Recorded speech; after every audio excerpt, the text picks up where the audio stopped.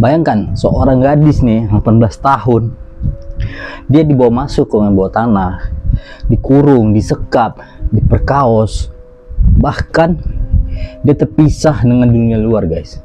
Tidak ada cahaya, nggak ada namanya yang itu sosial media, itu udah nggak ada. Dia memang betul-betul habis dari dunia luar. Dan bahkan dia itu dikurung bukan sehari, bukan sebulan atau setahun, tapi 24 tahun, gila. Bayangkan sama Glenn, 24 tahun dia ditahan. 24 tahun dia terjebak di kegelapan, dilecehkan, dan bahkan dia dipaksa untuk melahirkan 7 orang anak dari ayahnya sendiri. Adalah kisah yang mengerikan dan mengguncang kota Austria pada saat itu, dan membuat seorang Josef Flers sebagai monster dari Amsterdam. Inilah dia kisah tentang Elisabeth Flers.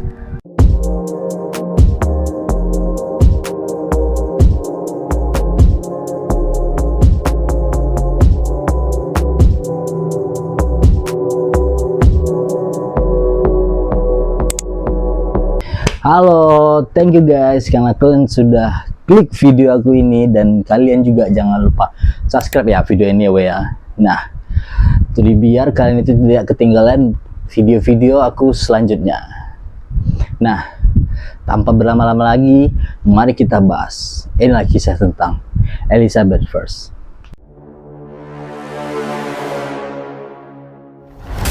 Elisabeth Flers ini lahir pada 6 April pada tahun 1966. Nah, di kota kecil Amsterdam, Austria. Nah, dari luar ini keluarga mereka tuh keluarga yang biasa, keluarga yang seperti orang pada umumnya lah, kayak keluarga bahagia, happy, sering bercanda gitu kan. Tapi di dalam rumahnya itu ada sesuatu yang lebih gelap daripada kebahagiaan itu sendiri. Bahkan sangat-sangat gelap kalau aku pikirkan ini ya, saya kalian tahu ya. Ini gila nih ya, si bapaknya ini nih gitu. Dia mempunyai seorang ayah, dan ayahnya ini bernama Josef Flers. Nah, ayah ini adalah seorang dengan yang dua wajah berbeda, yang bermuka dua lah kalau aku bilang ya. Nah, di depan tetangga-tetangga pemukiman rumah itu dia terlihat seperti seorang yang disiplin, bekerja keras, bahkan sebagai seorang laki-laki yang pemimpin, bisa kita bilang seperti itulah ya gitu orangnya gitu. Tapi sifat aslinya ini dia adalah orang yang sangat manipulatif dan predator. Ketika ini Elisabeth berusia 11 tahun, anaknya ini Joseph ini dia mulai melecehkan anaknya secara seksual. Dia menanamkan rasa takut, bahkan dia mengontrol penuh anak-anaknya ini. Dia kontrol semua kegiatan anak-anaknya ini, dan gak ada seorang pun yang menyadari sifat jahatnya ini, guys.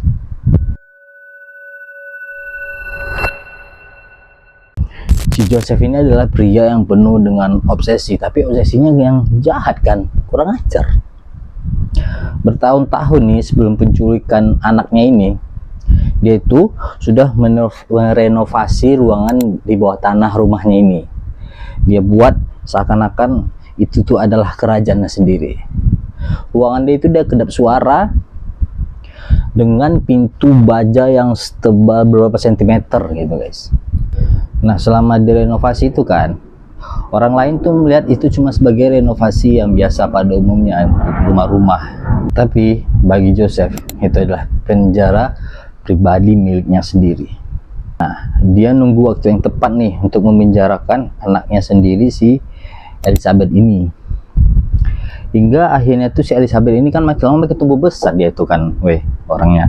Yalah, nggak mungkin kecil terus kan. Nah, semakin besar anaknya, tentu anaknya juga semakin cantik, dan membuat si Joseph ini semakin tergila-gila sama anaknya sendiri.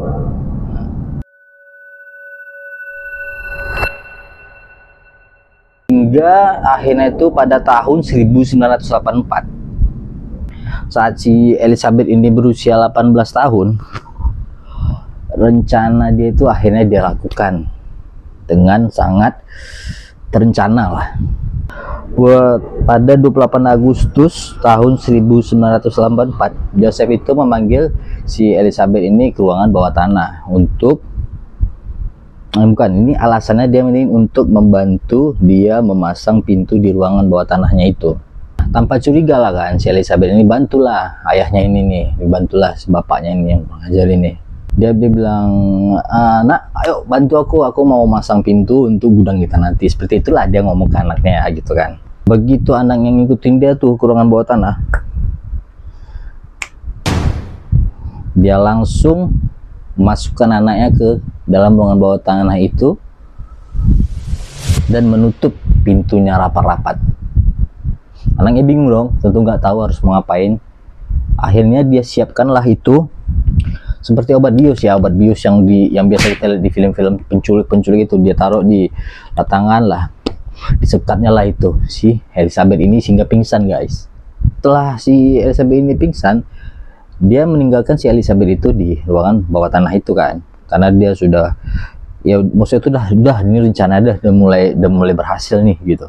Tentu si Elizabeth ini hilang kan, nggak ada yang tahu. Mama dia juga mencari, keluarga dia juga lain yang juga mencari si Elizabeth ini, dan tetangga yang lain juga mencari si Elizabeth ini.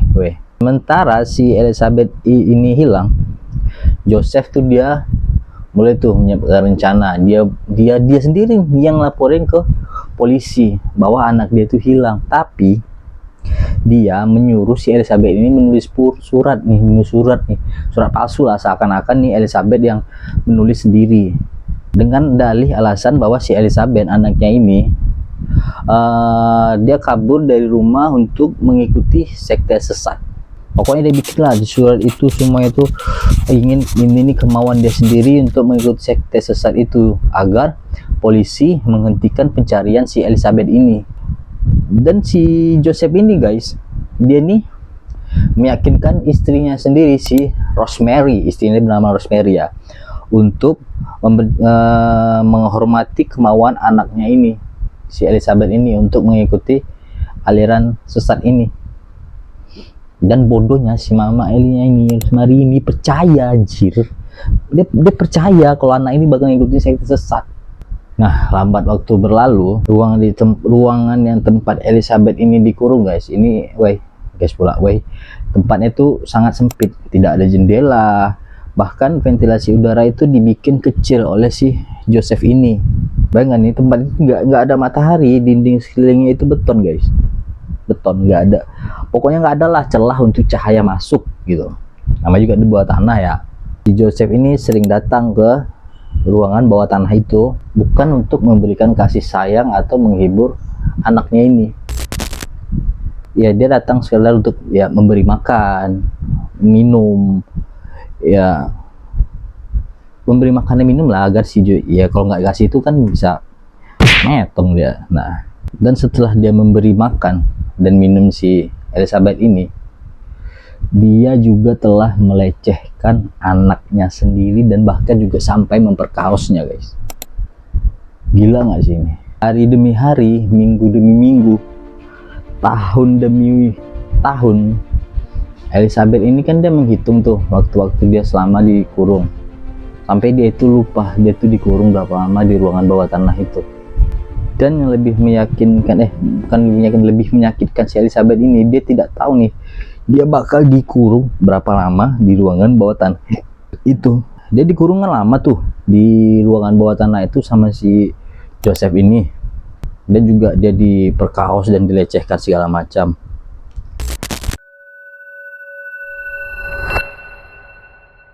Pada akhirnya setelah sekian lama dia dilecehkan seperti itu, dia sampai hamil dan melahirkan 7 orang anak dari ayahnya sendiri. Bayangkan nih, dia tuh melahirkan tuh tanpa bantuan medis, tanpa bantuan bidan. Bahkan dia melahirkan itu dengan alat-alat seadanya yang dibawa Joseph ini ke dalam ruangan bawah tanah itu. Dari beberapa anak dia yang lahir di bawah tanah itu nih, dia akan memiliki 7 orang anak nih.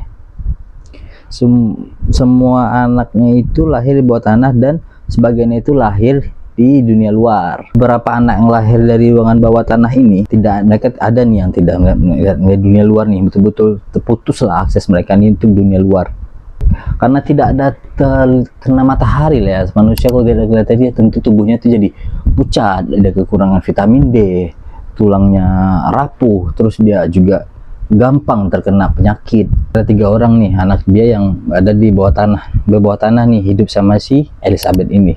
Sementara nih 3 anak lainnya, si Lisa, Monica, dan si Alexander ini dibawa sama si Joseph ini ke lantai atas. Dia bilang ke istrinya ini, si Rosemary, bahwa si Elizabeth ini telah menitipkan ketiga anaknya di depan rumah dengan meninggalkan sepucuk surat juga. Nah, si Rosemary ini pun dia percaya kalau anaknya ini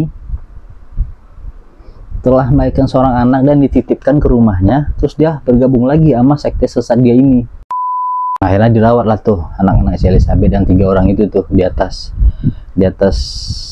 tempat terkurung si mamanya inilah. Anak-anak dia yang lainnya itu tinggal di bawah bersama Elizabeth, dan anaknya itu adalah si Kirsten, Stephen, dan Felix. Betul hidup dalam keadaan kegelapan total. Bukan gelap sih, maksudnya lampu redup lah kan, karena lampu itu cuma kayak lampu neon biasa itu dibuat si Joseph ini.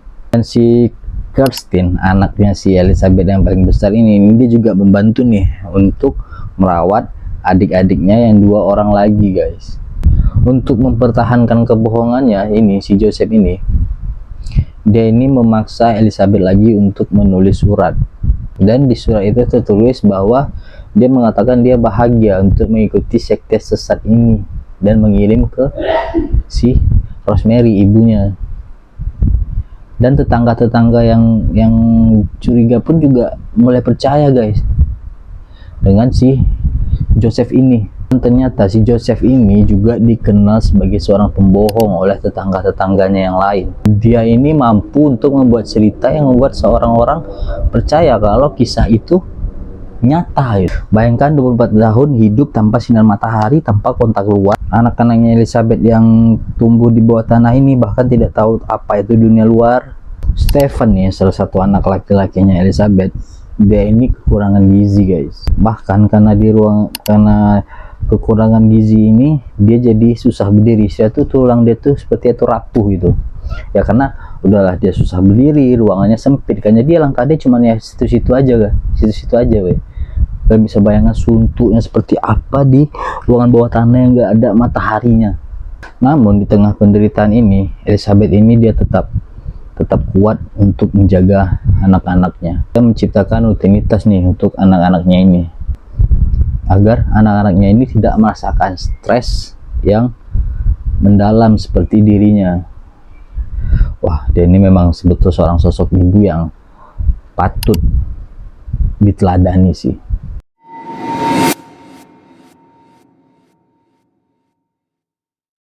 Awal terbongkarnya kasus si Joseph ini awal terbongkarnya itu di tahun 2008. Wah, lama juga nih si Elizabeth ini dikurung ya, sampai tahun 2008. Saat itu nih si Kirsten, anak tertuanya itu si Elizabeth, dia tuh jatuh sakit nih. Sakitnya itu parah dan kritis guys, sampai dia tuh susah untuk bangun gitu. Nah, sebagai seorang ibu, si Elizabeth ini mohonlah kepada si Joseph ini untuk membawa si Kirsten ini ke rumah sakit. Awalnya si Joseph ini tentu nolak dong, karena dia takut nih nanti dia itu ketahuan sama orang-orang yang di luar sana. Tapi karena rasa yang iba dan dia juga seorang ayah ya, dan dia juga kasihan nih sama si Elizabeth ini.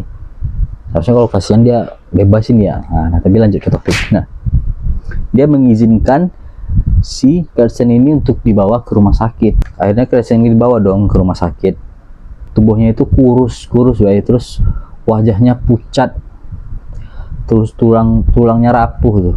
Dan dokter pun akhirnya ini curiga nih, ini kenapa nih kok bisa ini anak yang penyakitan seperti ini dengan kondisi yang aneh ini tidak ada catatan medis. Disinilah pihak rumah sakit itu mulai curiga dengan si Kirsten ini. Terus pihak rumah sakit itu bertanya dong, siapa sih ibu dari anak ini, karena mereka penasaran nih, kok bisa anak dia seperti ini gitu. Terus pihak pihak rumah sakit pun nih sudah mulai curiga nih kan, jadi dia melapor lah nih kepada pihak kepolisian. Nah, karena pihak rumah sakit yang melapor, kan nama juga polisi luar negeri itu sangat gacep ya, tidak sama dengan polisi di Konoha. Polisi mulai nih menyelidiki siapa ibu dari Kirsten ini, karena si Joseph ini bilang kepada rumah sakit kalau ibunya si Kirsten ini kabur dari rumah dan dia menitipkan anaknya di rumah si Joseph, karena dia sangat tidak bisa keluar dari sekte sesat yang dia ikutin itu. Terus didesaklah Joseph ini, terus memberitahu, dan mulai berbelit-belit gitu. Akhirnya dia dipaksa polisi untuk memberitahukan di mana si Elizabeth ini.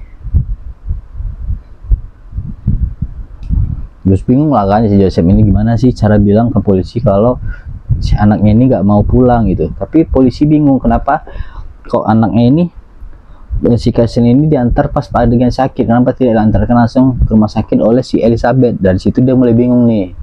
Nah, dia mulai tuh mikirkan cara lagi supaya ini kejahatan dia ini tidak terbongkar. Yang kurang ngajar si Joseph ini ya.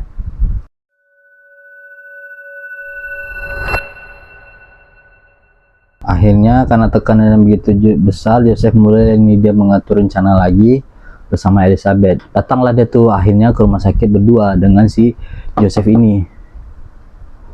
Sampai di rumah sakit ini, mereka bertemulah tuh dengan polisi, dokter, dan si Joseph ini. Yang berempat lah mereka itu, ada Joseph, Elizabeth, pihak rumah sakit, dan polisi. Nah, karena gelagatnya si Elizabeth ini agak beda, si Elizabeth ini guys, akhirnya dia berani bicara nih. Dia mulai berani nih mengungkap apa yang terjadi dengan dirinya selama ini. Dia menulis surat kecil di kantong celananya, dan dia itu mulai menyelipkan ke polisi bahwa dia tidak akan bicara kalau polisi berjanji tidak akan mempertemukan lagi dia dengan ayahnya si Joseph ini. Nah, dari situ akhirnya mereka dipisahin lah kan. Si Elizabeth ini dibawa ke ruangan yang berbeda, dan si Joseph ini mulai dijaga nih sama polisi untuk disuruh menunggu di rumah sakit atau di tempat yang sama gitu. Dari sini Elizabeth mulai menceritakan semua kejadian awal itu, bagaimana dia diculik, dia disekap, dia dilecehkan, dan dia diperkaos olehnya sendiri selama 24 tahun. Setelah diceritakan semua ini, polisi pun akhirnya terkejut mendengar kisah si Elizabeth ini. Polisi mulai tuh melakukan penggerbekan atau melakukan penyelidikan untuk mengecek betul tidak nih ada ruangan bawah tanah yang dibuat si Joseph ini untuk mengurung si Elizabeth. Dan ternyata polisi menemukan ruangan bawah tanah yang sempit, yang lembab dengan dinding beton itu. Barulah polisi itu mulai melakukan penjagapan terhadap si Joseph ini. Si Joseph First ini segera ditangkap, dan media-media itu mulai menyoroti kasus ini, bahkan sampai meledak di kota Australia ini. Joseph First akhirnya ditangkap di rumahnya sendiri. Media internasional pun meledak, dan dia akhirnya dijuluki monster dari Arstetten. Joseph bersalah atas tuduhan pemerkosaan, perbudakan, dan pembunuhan bayi. Karena salah satu anak dari Elizabeth ini ada yang metong guys, ada yang mati. Setelah semua kasus ini meledak, si Joseph First ini bilang ke jaksa bahwa dia awalnya itu mengurung si Elizabeth ini karena terpaksa, karena dia itu melakukan minuman keras, dia merokok, dan mengikuti pergaulan bebas. Tapi seperti yang kalian tahu, itu hanya alibi klasik seorang predator. Hukuman yang dijatuhkan untuk si predator ini adalah penjara seumur hidup di usia dia yang sudah 72 tahun.